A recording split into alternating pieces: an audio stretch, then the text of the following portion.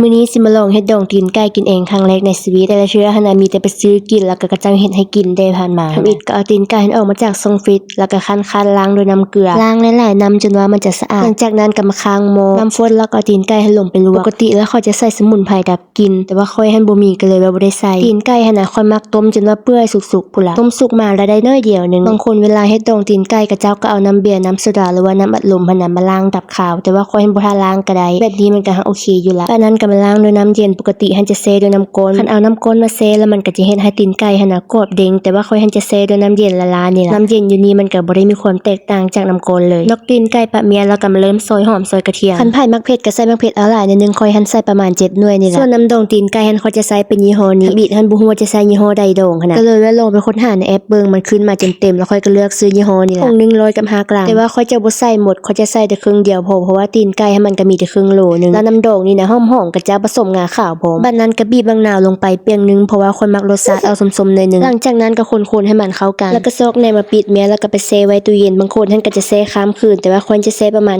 5-6 ชั่วโมงนี่แหละเพราะว่าตอนเฮ็ดประมาณ11 โมงบัดกินท่านกิน5-6 โมงแลงนี่แหละค่อยท่านจะกินไวถ้าฮอดคืนนึงบ่ไหวดอกหลังจากที่เอาออกมาจากตู้เย็นก็ได้หน้าตาประมาณนี้เลยเป็นตาแซ่บอยู่รสชาติรวมๆผสมผสานเผ็ดเค็มนัวส้มหวาน